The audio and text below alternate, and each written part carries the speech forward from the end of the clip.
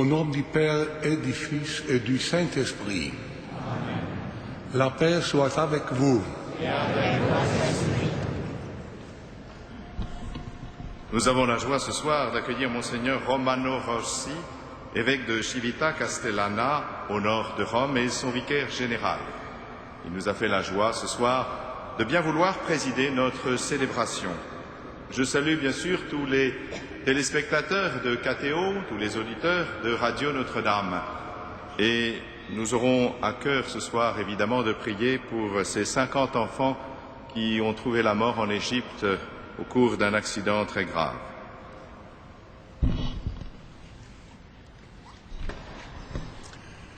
Préparons-nous à la célébration de l'Eucharistie en reconnaissant que nous sommes pécheurs. Je confesse à Dieu Tout-Puissant, je reconnais devant mes frères que j'ai péché en pensée, en parole, par action et par omission. Oui, j'ai vraiment péché. C'est pourquoi je supplie la Vierge Marie, les anges et tous les saints, et vous aussi, mes frères, de prier pour moi, le Seigneur, notre Dieu. Que Dieu Tout-Puissant nous fasse miséricorde, qu'il nous pardonne nos péchés et nous conduise à la vie éternelle.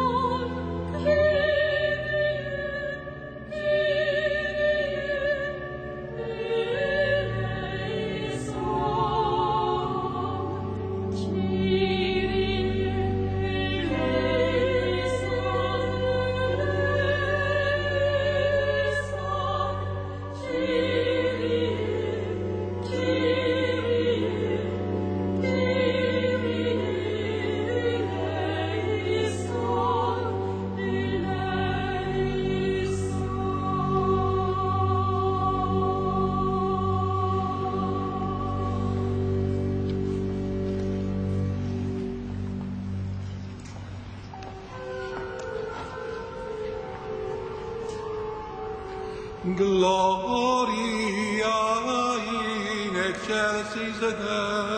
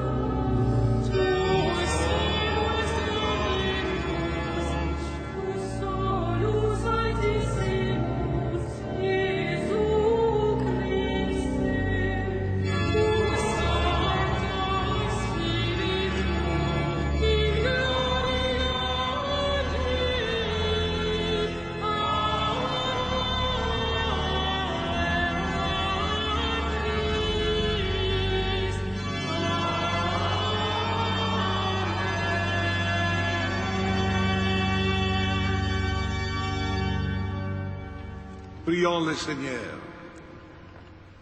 Accorde-nous, Seigneur, de trouver notre joie dans notre fidélité, car c'est un bonheur durable et profond de servir constamment le Créateur de tout bien. Par Jésus-Christ, ton Fils, notre Seigneur et notre Dieu, qui règne avec toi et le Saint-Esprit, maintenant et pour les siècles des siècles.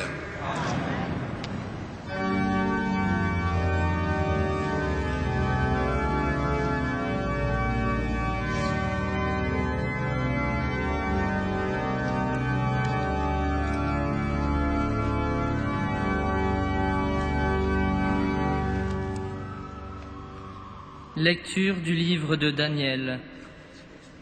Moi, Daniel, j'ai entendu cette parole de la part du Seigneur. En ce temps-là se lèvera Michel, le chef des anges, celui qui veille sur ton peuple. Car ce sera un temps de détresse comme il n'y en a jamais eu depuis que les nations existent.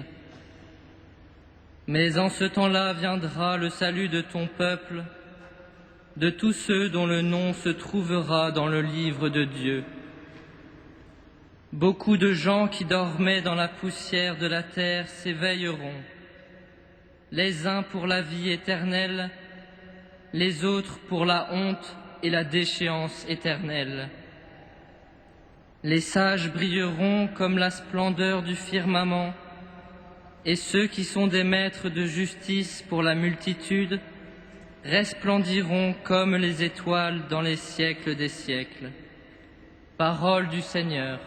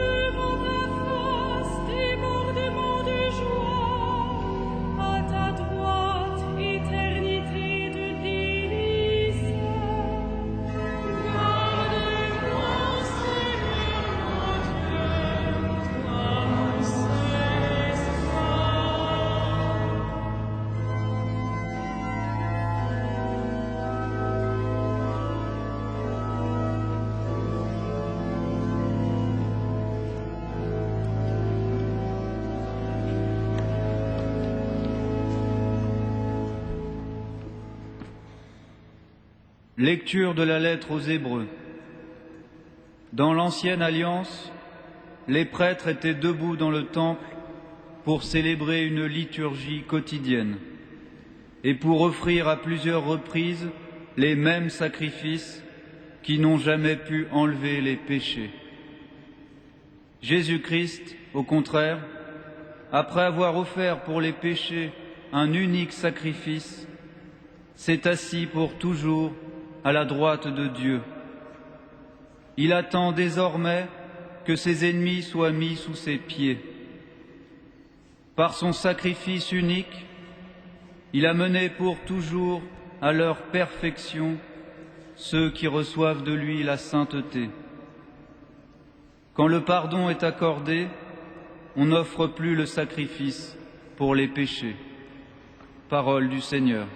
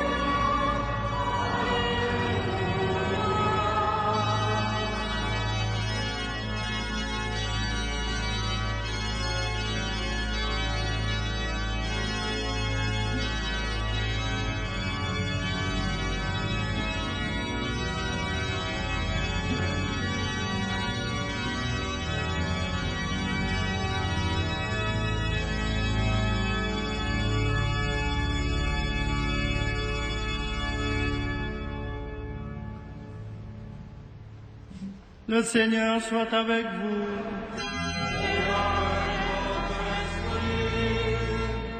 Évangile de Jésus-Christ selon saint Marc.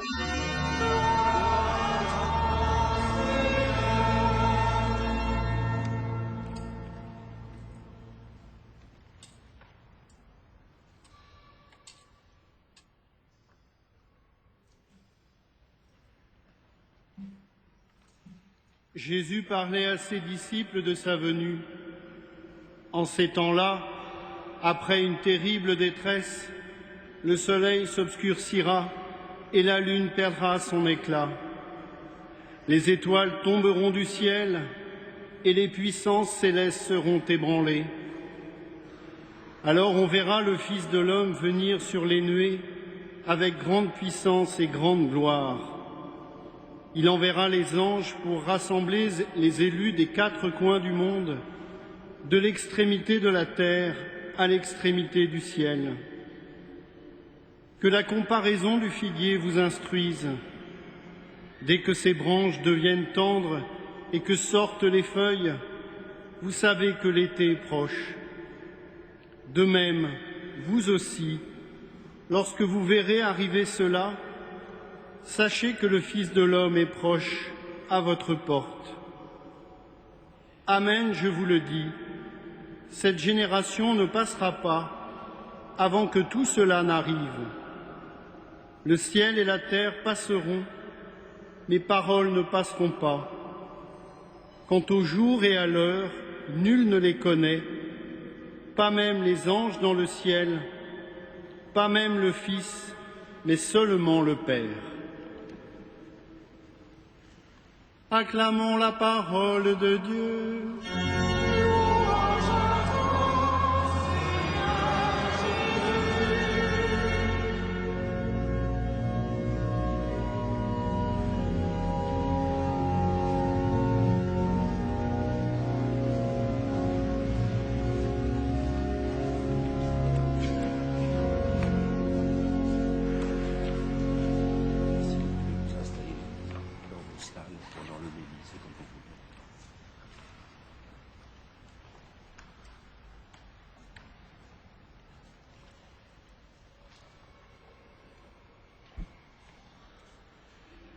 Toc, toc, toc.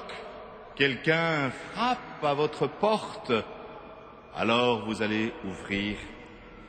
Et voilà que des gens sont là devant vous et qui vous disent « Les temps sont accomplis, le soleil s'est obscurci, regardez, la fin est proche. » Vous avez entendu ces massacres dans le monde, en Syrie, en Afghanistan, vous voyez les persécutions et tous ces gens qui meurent de faim, et puis ces fanatiques haineux qui font régner la terreur, et ces tremblements de terre innombrables. Alors vous vous dites, tiens, c'est vrai, j'écoutais les informations et il y a eu une éclipse de soleil en Australie, et puis on ne peut pas ignorer effectivement la misère qui se passe dans notre monde.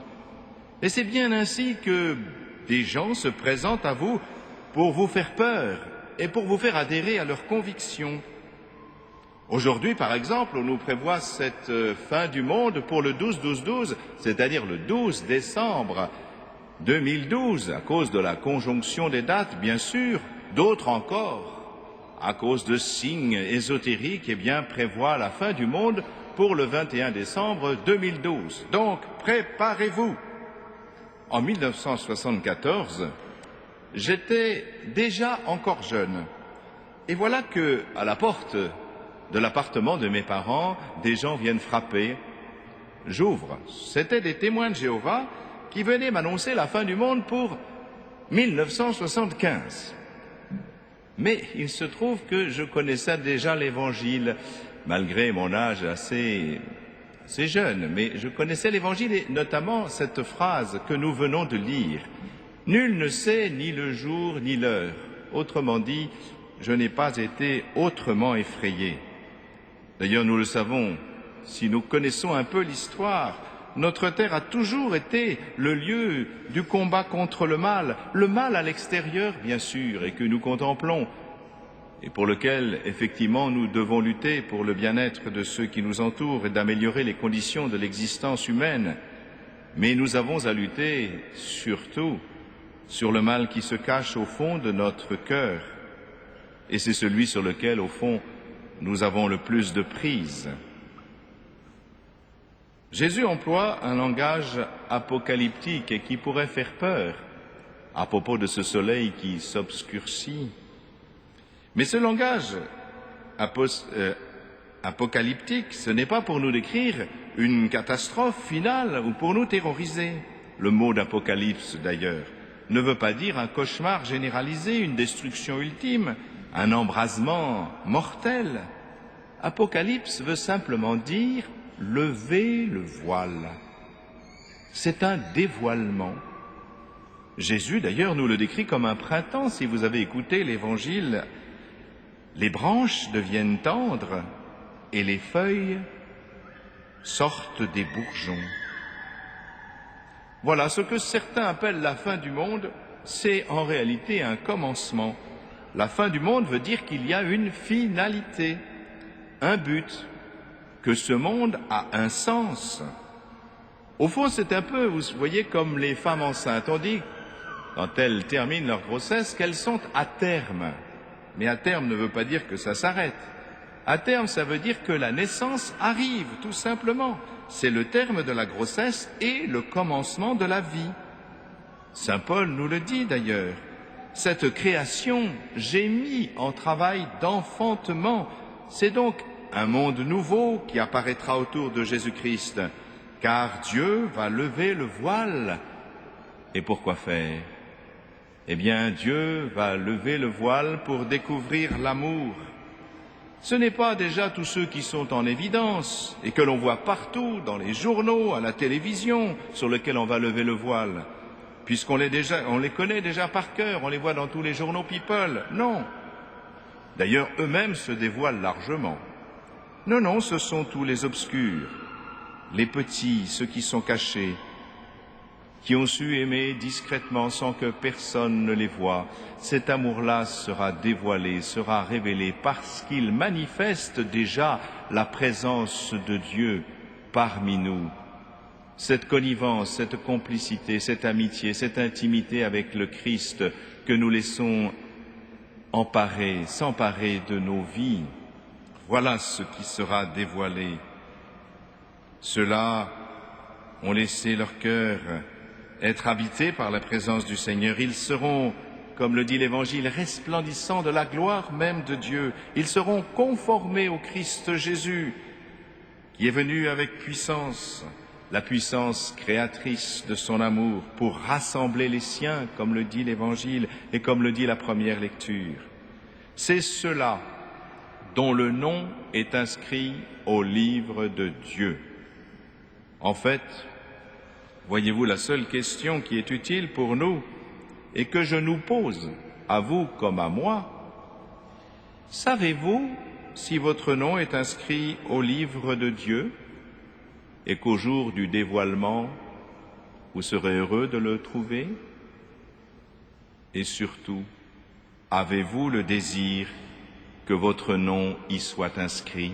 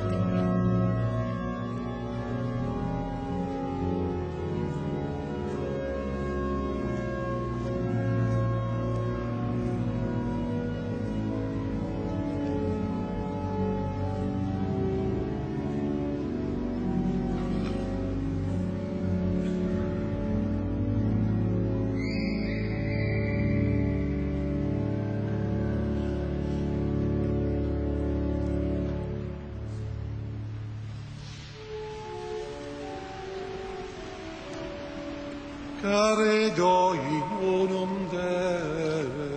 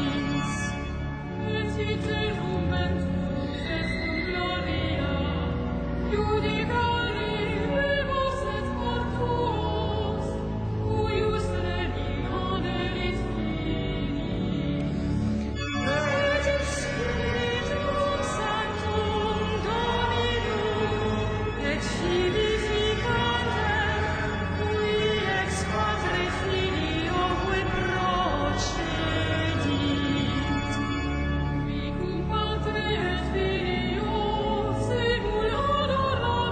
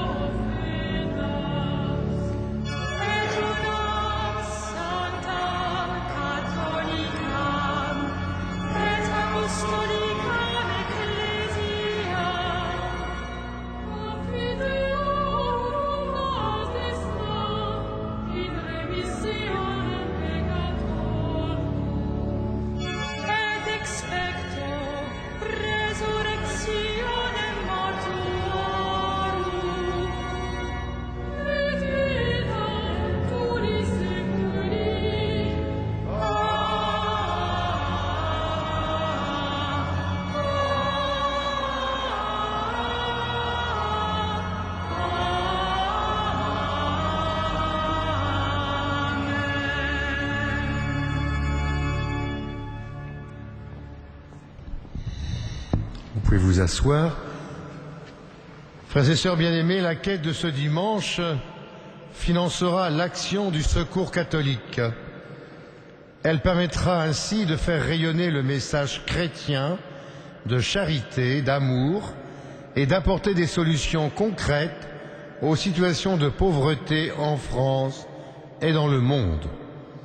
Association de loi 1901 à but non lucratif, le Secours catholique lutte contre toutes les formes de pauvreté et d'exclusion, cherche à promouvoir la justice sociale. Service d'église, reconnu d'utilité publique en 1962, le Secours catholique compte aujourd'hui 97 délégations diocésaines en France, 3 900 équipes locales, 63 000 bénévoles. Merci donc de votre grande générosité ce soir.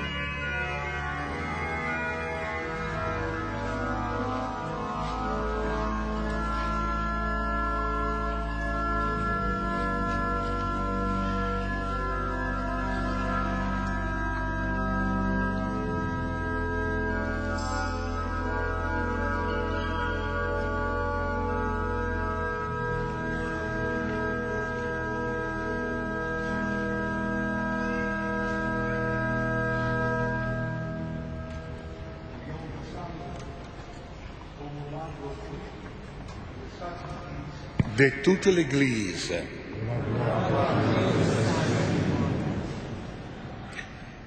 Permets, Seigneur notre Dieu, que l'offrande placée sous ton regard nous obtienne la grâce de vivre pour toi et nous donne l'éternité bienheureuse.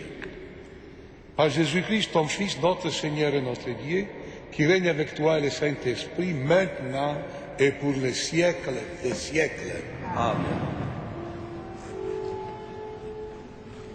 Dominus vobiscum.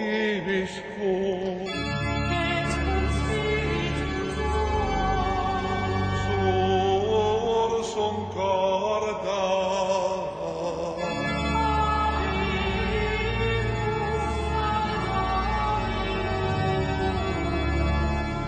Gratias damos Domino Deo nostro.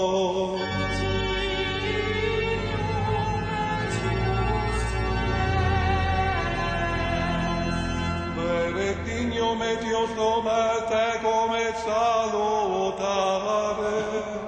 nos divisem et ubique gratias agere, Domine Sancte Pater Omnipotens Eterne Deus, qui cum unigenito Filio Tuo Spiritus Sancto unus et Deus, unus et Dominus, non in unius singularitate persone, sed in unius Trinitate substantiae, quod enim de tua gloria revelante te credimus, hoc de Filio tuo, hoc de Spiritu Sancto, sine discretione sentimus, ut in confessione vere sempiterneque Deitatis, et in personis proprietas, et in essentia unitas, et in majestate adoreture qualitas, quem laudant angeli atque arcangeli, cherubim quoque aut seraphim, qui non cessan clamare quotidie una voce dicente.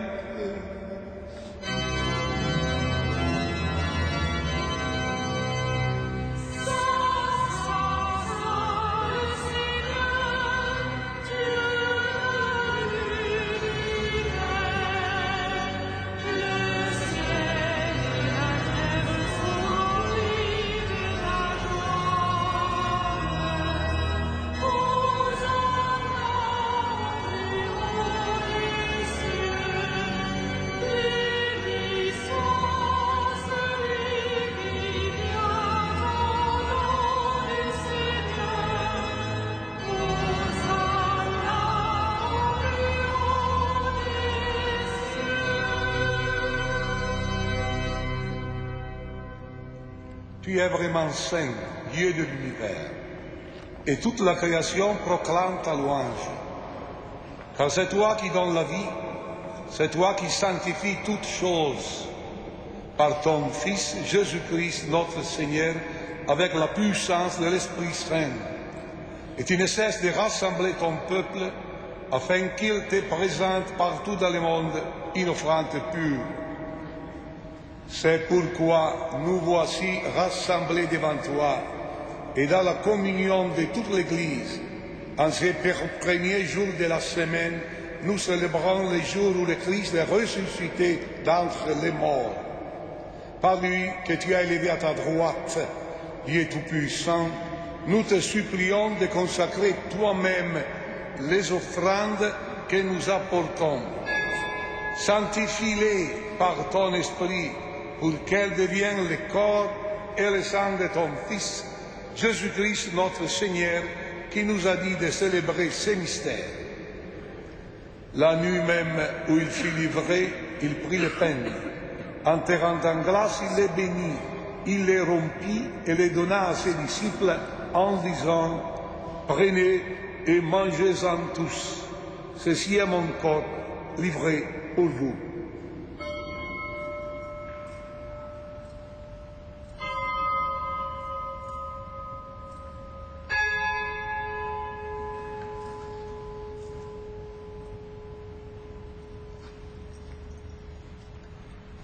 De même, à la fin du repas, il prit la coupe. Enterrant en glace, il la bénit et la donna à ses disciples en disant, « Prenez et buvez-en tous, car ceci est la coupe de mon sang, le sang de l'alliance nouvelle et éternelle, qui sera versé pour vous et pour la multitude en rémission des péchés. Vous ferez cela en mémoire de moi. »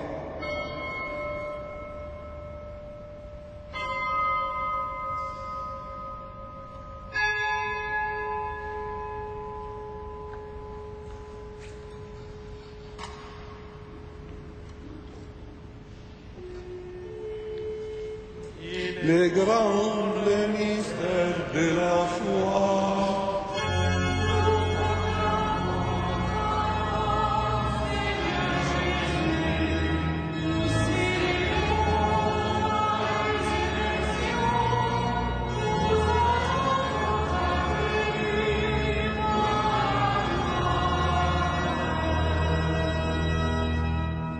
En faisant mémoire de ton Fils, de sa passion qui nous sauve, de sa glorieuse résurrection et de son ascension dans le ciel, alors que nous attendons son dernier avènement, nous présentons cette offrande vivante et sainte pour te rendre grâce. Regarde, Seigneur, les sacrifices de ton Église et daigne y reconnaître celui de ton Fils qui nous a rétablis dans ton alliance, quand nous serons nourris de son corps et de son sang, et remplis de l'Esprit Saint, accorde-nous d'être un seul corps et un seul esprit dans le Christ. Que l'Esprit Saint fasse de nous une éternelle offrande à ta gloire pour que nous obtenions un jour les biens du monde à venir, auprès de la Vierge Marie, la bienheureuse Mère de Dieu, avec les apôtres, les martyrs et tous les saints qui ne cessent d'intercéder pour nous.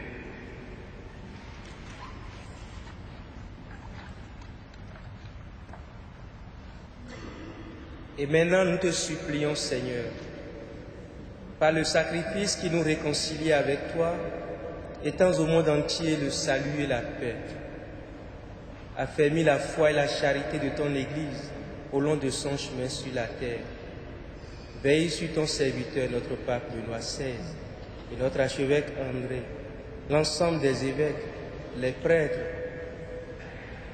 les diacres et tout le peuple des rachetés. Écoute les prières de ta famille assemblée devant toi et ramène à toi, Père très aimant, tous tes enfants dispersés.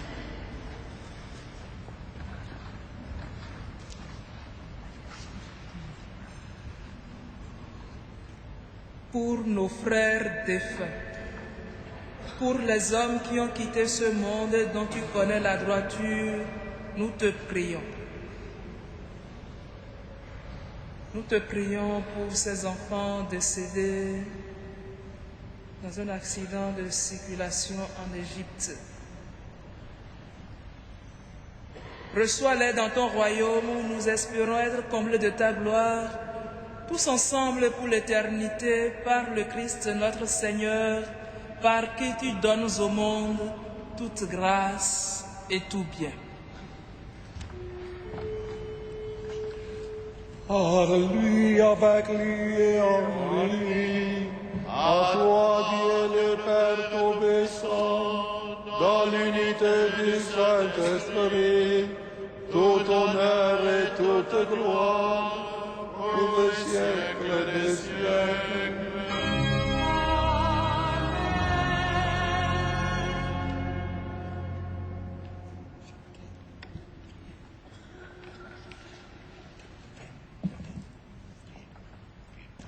Unis dans le même esprit, nous pouvons dire avec confiance la prière que nous avons reçue du Sauveur. Notre Père qui es aux cieux, que ton nom soit sanctifié, que ton règne vienne, que ta volonté soit faite sur la terre comme au ciel. Donne-nous aujourd'hui notre pain de ce jour. Pardonne-nous nos offenses, comme nous pardonnons aussi à ceux qui nous ont offensés, et ne nous soumets pas à la tentation, mais délivre-nous du mal. Délivre-nous de tout mal, Seigneur, et donne la paix à notre temps. Par ta miséricorde, libère-nous du péché. Rassure-nous devant les épreuves en cette vie où nous espérons les bonheurs que tu promets et l'avènement de Jésus-Christ, notre Sauveur.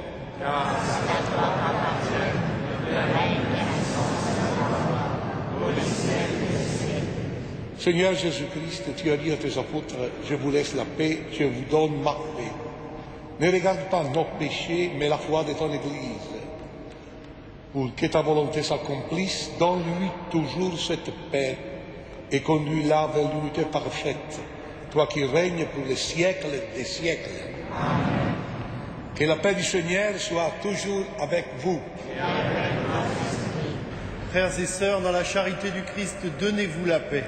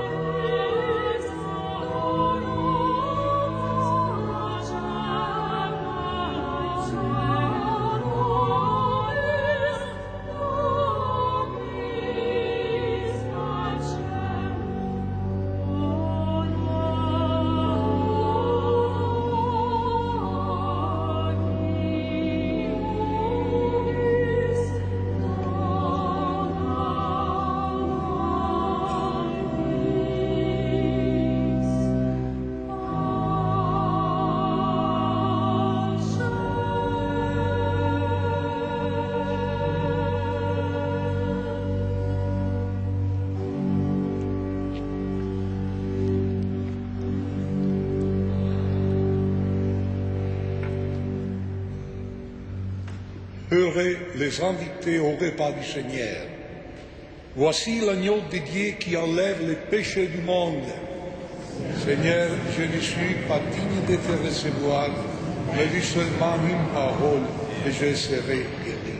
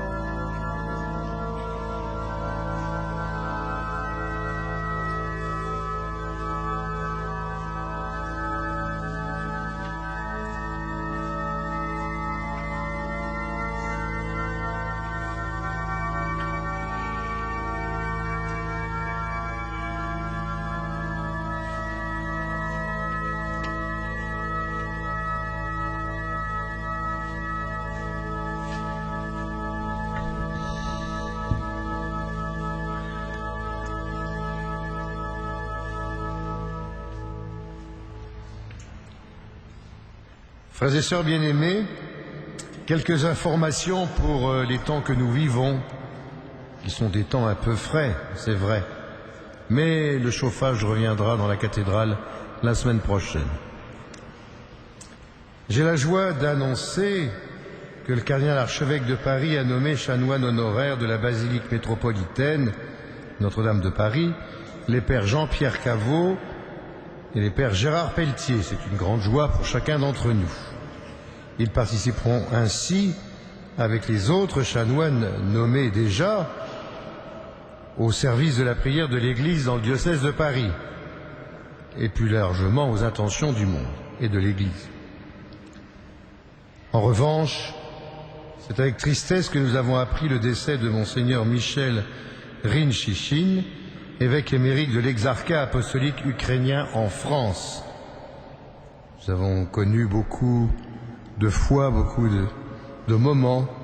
Nous avons ici, dans cette cathédrale, célébré la divine liturgie, comme cet après-midi, une fois de plus, avec le nouvel exarque apostolique pour les Ukrainiens en France, Monseigneur Guziak, qui sera d'ailleurs installé le 2 décembre, ici même, à 15h, à la cathédrale.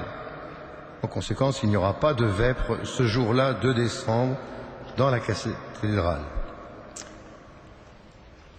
Dimanche 25 novembre à 18h30, messe des jeunes confirmés de l'an passé, présidée par notre archevêque qui reviendra de Rome. Et donc il n'y aura pas non plus de vêpres ce soir-là à la cathédrale le 25 novembre. C'est le temps de l'Avent qui approche, et ce sera pour nous un Avent pontifical, si j'ose dire, puisque ce sera à la fois l'année de la foi, l'année pour nous du grand jubilé de la cathédrale, et donc le chanoine Gérard Pelletier, enseignant au collège des Bernardins et chapelain à la cathédrale, donc, nous donnera par 3 reprises, le 9 décembre, le 16 décembre et le 23 décembre, des paroles d'Avent de 17h à 17h30, la première étant le 9 décembre, c'est-à-dire le 2e dimanche de l'Avent, et ce sera les grâces d'un jubilé, virgule, une indulgence, point d'interrogation, puisque vous savez que nous avons reçu moult indulgences de la part du pape, et pour l'année de la foi, et pour le jubilé à la cathédrale. Donc, occasion de savoir ce que l'on entend par cela. Puisque nous parlons du jubilé, sachez que sur le parvis, le chemin du jubilé avance à grands pas, si j'ose dire, grâce à vous, vos prières, votre générosité.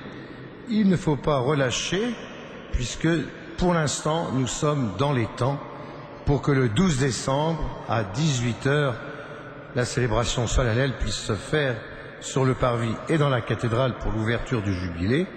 Je vous rappelle que dès 14h, nous nous retrouvons ce 12 décembre au collège des Bernardins pour le début et l'introduction du colloque scientifique à propos de ces 850 ans de la cathédrale Notre-Dame.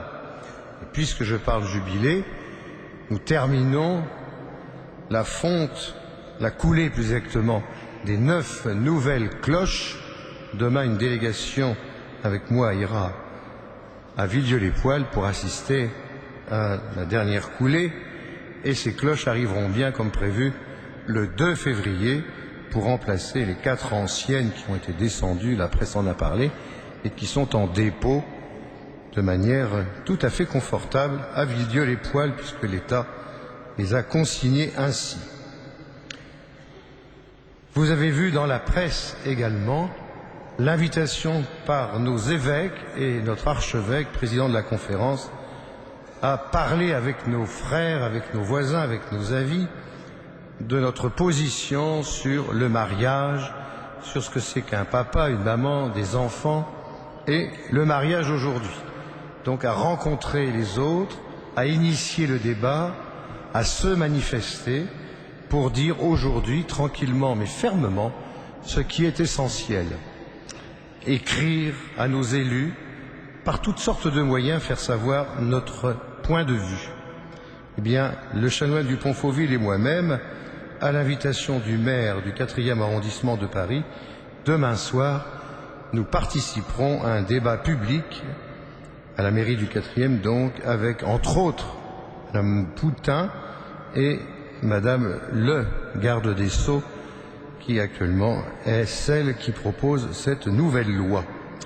Donc voilà, il faut que chacun puisse comme ça entrer dans le débat et fasse entendre sa petite voix ou sa grosse voix, mais en tous les cas, son témoignage ferme et apostolique et pastoral par rapport au fondement même de notre société.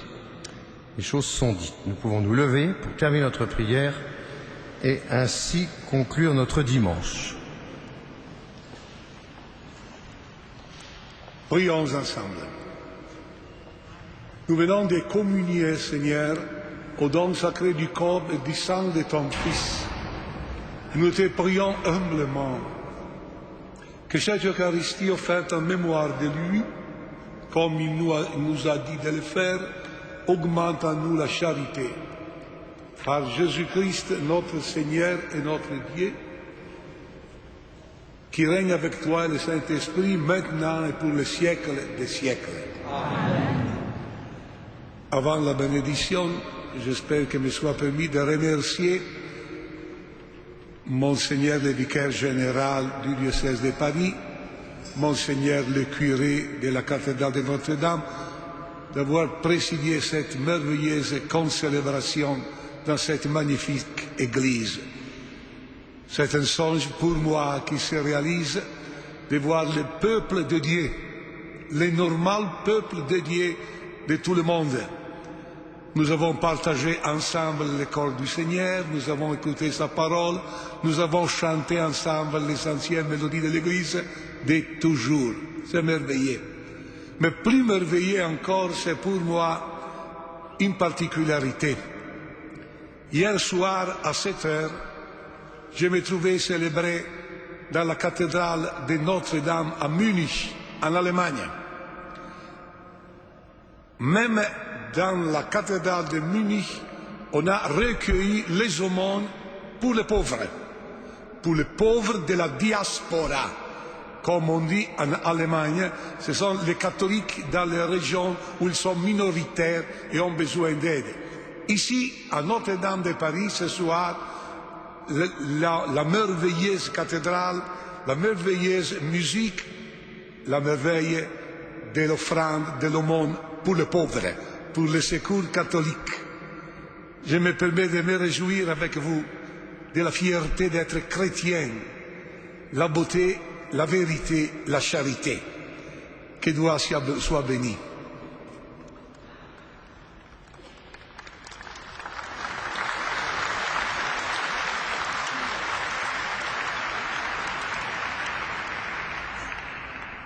Dominus vobiscum.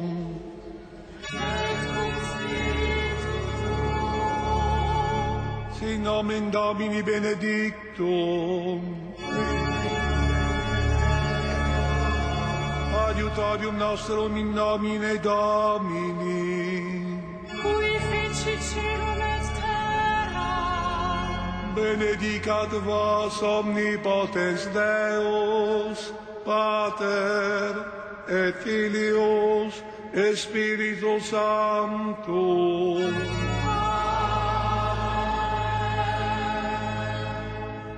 Allez dans la paix du Christ.